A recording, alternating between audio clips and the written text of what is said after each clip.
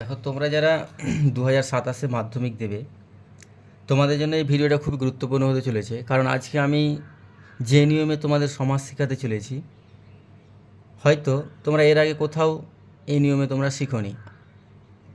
বইয়ের যে সমস্ত নিয়ম রয়েছে সেই সমস্ত নিয়মের বাইরে গিয়ে আমি তোমাদের, যাতে তোমরা সহজেই সমাজটা নির্ণয় করতে পারো, তার জন্য আমি তোমাদের কিছু সূত্র শেখাবো। তোমরা মন দিয়ে ভিডিওটা দেখো। আমি আশা করি অবশ্যই তোমরা সমাজ 2 মিনিটেই শিখে নেবে। দেখো, সাধারণ আমরা জানি যে সমাস হচ্ছে 6 প্রকার। প্রথম হচ্ছে, আমরা যদি দেখি যে কর্মধারায় সমাস, তাহলে এই কর্মধারায় সমাসকে আবার 5টি ভাগে ভাগ করা হয়। একটা হচ্ছে উপমান কর্মধারায়, উপমান কর্মধারয় সমাস,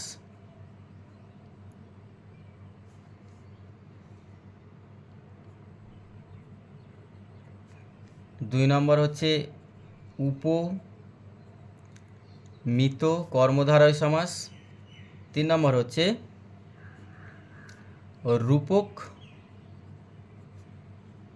রূপক কর্মধারয় সমাস, 4 নম্বর হচ্ছে সাধারণ কর্মধারয় সমাস, এবং 5 নম্বর হচ্ছে মধ্যপদ লোপী কর্মধারয় সমাস।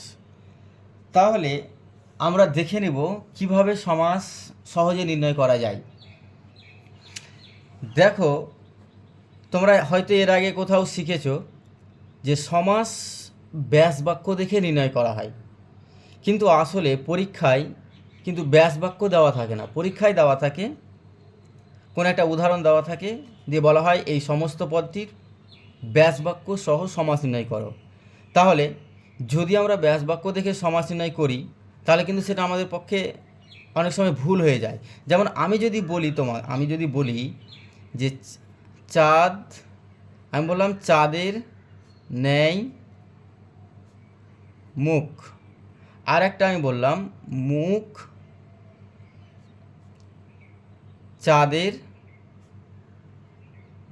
চাঁদের ন্যায়। তাহলে দেখো, যদি আমরা গতানুগতিক সূত্র দেখি, তাহলে কিন্তু কোথায় ভুলটা হয় দেখে নাও। আমরা জানি যে উপমান কর্মধারায় সমাসে এভাবে শেখানো হয় যে যদি মাঝে, ব্যাসবাক্যের মাঝে বা সমস্ত পদের মাঝে যদি ন্যায় থাকে, তাহলে সেটা হয় উপমান কর্মধারায় সমাস, এবং শেষে যদি ন্যায় থাকে তাহলে সেটা হয় উপমিত কর্মধারায় সমাস। তাহলে দেখো তো, চাঁদের ন্যায় মুখ আর মুখ চাঁদের ন্যায়, তাহলে এই দুটোর সমস্ত পদ হচ্ছে চাঁদ মুখ। তাহলে এই যে সমস্ত পদ পরীক্ষায় দিয়ে দিয়েছে এটা চাঁদ মুখ, তাহলে আমরা কি এটাকে উপমান কর্মধারয় সমাস বলবো না উপমিত কর্মধারয় সমাস বলবো? তাহলে এই যে দেখো, ব্যাস বাক্য দেখে আমরা সমাস নির্ণয় করতে গেলে আমাদের কি হয়ে যায়, ভুল হয়ে যায়। তা আমরা এই নিয়মে শিখবো না, আমরা কিছু ট্রিক্স শিখবো। সেই ট্রিক্সের মাধ্যমে আমরা খুব সহজেই কিন্তু এই সমাসটা শিখে নিতে পারি। দেখো, আমি বলছি উপমান মানে হচ্ছে, সূত্র তোমাদের বলে দিচ্ছি, উপমান কর্মধারায় মানে হচ্ছে নাউন প্লাস অ্যাডজেক্টিভ। এখন তোমরা বলতে পারো নাউন মানে তো জানো যে নাউন মানে হচ্ছে বিশেষ্য পদ, আর অ্যাডজেক্টিভ মানে হচ্ছে বিশেষণ। বিশেষণ পদ। তাহলে আমি কি বললাম যে নাউন প্লাস অ্যাডজেক্টিভ যদি থাকে সমস্ত পদের প্রথমটি, মানে সমস্ত পদের এটাকে কি বলা হয়, এটা হচ্ছে পূর্বপদ আর এটা হচ্ছে কি পরপদ। মানে এটা হচ্ছে আমার কি সমস্ত পদ, তাহলে এটার হচ্ছে পূর্বপদ, এটা হচ্ছে পরপদ। তাহলে পূর্বপদ যদি হয় নাউন এবং পরপদ যদি হয় অ্যাডজেক্টিভ, তাহলে সেটা হবে আমার উপমান কর্মধারয় সমাস। দেখো, আমি উদাহরণ নিচ্ছি। আমি বললাম কাজল, একটা উদাহরণ দিলাম আমি, কাজল কালো। পরীক্ষায় দিয়ে দিল কাজল কালো, তাহলে এটা কোন সমাস এবং এর ব্যাস বাক্য নির্ণয় করো। তাহলে দেখো আমরা কি করব, এটা হচ্ছে আমার পূর্বপদ, এটা হচ্ছে পরপদ। তাহলে দেখো তো, কাজল মানে কি একটা নাম বোঝাচ্ছে, আর যদি নাম বোঝায় তাহলে সেটা হচ্ছে কি আমার নাউন। এবং দেখো কালো, তাহলে এই কাজলটা কীরকম, এর কাজলের অবস্থা কি বোঝাচ্ছে যে কালো, তাহলে এটা হচ্ছে কি আমার অ্যাডজেক্টিভ, মানে হচ্ছে বিশেষণ। তাহলে নাউন প্লাস যদি অ্যাডজেক্টিভ থাকে তাহলে সেটা হয় আমার কি উপমান উপমান কর্মধারয় সমাস। বুঝতে পেরেছ? আরও উদাহরণ যদি আমি দিই, আমি বললাম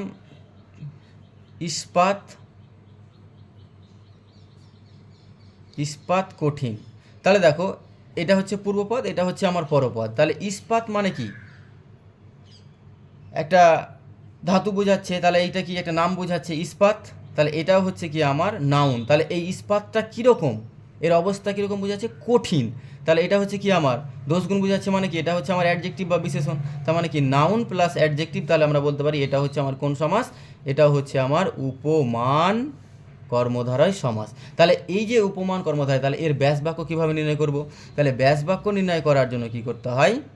ব্যাস বাক্য নির্ণয় করার জন্য উপমান কর্মধারয় সমাসের ব্যাস বাক্য নির্ণয় করার জন্য কি করতে হবে? আমাদের সমস্ত পদের মাঝে একটা ন্যায় কথাটা বসাতে হবে। কীরকম? আমি বললাম ইস্পাত কঠিন, তাহলে কি হবে? ইস্পাতের মাঝে একটা কি বসাবো? ন্যায় বসাবো। ইস্পাতের ন্যায়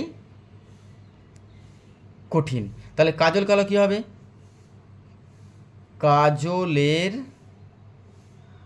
ন্যায় কালো। বুঝতে পেরেছো? তাহলে এ হয়ে গেল আমার উপমান কর্মধারয় সমাস। তাহলে এবার আমরা দেখব উপমিত কর্মধারয় সমাস। উপমিত, তাহলে উপমিত কর্মধারয় সমাসের সূত্র আমি বলে দিচ্ছি। নাউন প্লাস নাউন মানে পূর্বপদ নাউন মানে বিশেষ্য, পরপদ হচ্ছে আমার নাউন। যদি নাউন প্লাস নাউন হয় তবে সেটা হবে আমার উপমিত কর্মধারয় সমাস। দেখো আমি উদাহরণ দিচ্ছি। আমি বললাম সোনা মুখ। সোনামুখ, তাহলে দেখো এটা হচ্ছে আমার সমস্ত পদ। তাহলে সোনাটা হচ্ছে কি আমার একটা নাম বোঝাচ্ছে, তার মানে কি এটা হচ্ছে আমার নাউন। এবং মুখ, মুখ মানে কি আমাদের মুখ বোঝাচ্ছে, তাহলে এটাও হচ্ছে কি আমার নাউন। তাহলে নাউন প্লাস যদি নাউন থাকে তাহলে সেটা হবে আমার কি? তাহলে এটা হয়ে যাবে আমার উপমিত কর্মধারয় সমাস। এটা হবে উপমিত কর্মধারয় সমাস। বুঝতে পেরেছো কি বললাম আমি? তাহলে কি পেলাম আমরা? সোনামুখ, তাহলে এটা হচ্ছে আমার নাউন, এটাও হচ্ছে আমার নাউন। তাহলে নাউন প্লাস নাউন হলে সেটা হচ্ছে আমার উপমিত কর্মধারয় সমাস। আরও আমি উদাহরণ দিতে পারি। আমি বললাম পুরুষ সিংহ। তাহলে পুরুষটা হচ্ছে কি আমার নাম বোঝাচ্ছে, মানে এটা হচ্ছে নাউন। আর সিংহ মানে কি এটাও আমার নাউন বোঝাচ্ছে। তাহলে নাউন প্লাস নাউন মানে এটা হচ্ছে কি আমার উপমিত কর্মধারয় সমাস। বুঝতে পেরেছো? আচ্ছা, অনেকে বলে যে স্যার আমি তো নাউন এবং অ্যাডজেক্টিভই বুঝতে পারি না যে কোনটা নাউন এবং কোনটা অ্যাডজেক্টিভ। তাহলে চলো তোমাদের জন্য আরও একটা আমি সুবিধা বলে দিচ্ছি, ট্রিক্স আমি বলে দিচ্ছি। উপমান কর্মধারয় সমাস মানে হচ্ছে, দেখো উপমান মানে হচ্ছে সত্য সমাস এবং উপমিত মানে হচ্ছে মিথ্যা সমাস। এখন মনে কোশ্চিন জাগতে পারে, এই আবার কেমন কথা যে সত্য আর মিথ্যা। দেখো যদি তোমরা এভাবে এই সূত্রটা যদি তোমরা মনে রাখতে নাও পারো তাহলে আরও সুবিধা করে আমি বলে দিলাম যে উপমান মানে হচ্ছে আমার সত্য সমাস আর উপমিত মানে হচ্ছে মিথ্যা। কীরকম? দেখো আমি বললাম কাজল কালো। আচ্ছা বলো তো, কাজল সবসময় কালো হয় নাকি সাদা হয়? কাজল সবসময় কি হয়? কালো হয়। তার মানে এটা কি সত্য কথা? তার মানে এটা বলতে পারি আমরা উপমান কর্মধারয় সমাস। আবার দেখো ইস্পাত কঠিন। দেখো ইস্পাত সবসময় কি হয়? কঠিনই হয় নাকি নরম হয়? তুলার মতো নরম হয় কি? নরম হয় না। এটা কি হয়? সবসময় কঠিনই হয়। তার মানে কি এটাও সত্য কথা। তার মানে এটা হচ্ছে আমার উপমান কর্মধারয় সমাস। কিন্তু এবার দেখো আমি যদি বলি যে সোনা মুখ, তাহলে আচ্ছা মুখ কি কখনো সোনা হয়? হ্যাঁ, কখনোই হয় না। তার মানে বলতে পারি এটা হচ্ছে কি আমার মিথ্যা। তার মানে মিথ্যা যদি হয় তার মানে এই কথাটা মিথ্যা, তার মানে এটা হচ্ছে কি আমার উপমিত কর্মধারয় সমাস। তারপর আমি দেখো বললাম পুরুষ সিংহ। তাহলে পুরুষ কখনো সিংহ হয়? হয় না। তার মানে এটাও মিথ্যা। তার মানে এটা হচ্ছে কি আমার উপমিত কর্মধারয় সমাস। তারপরে দেখো এবার আমরা দেখব রূপক কর্মধারয় সমাস। এবার হচ্ছে রূপক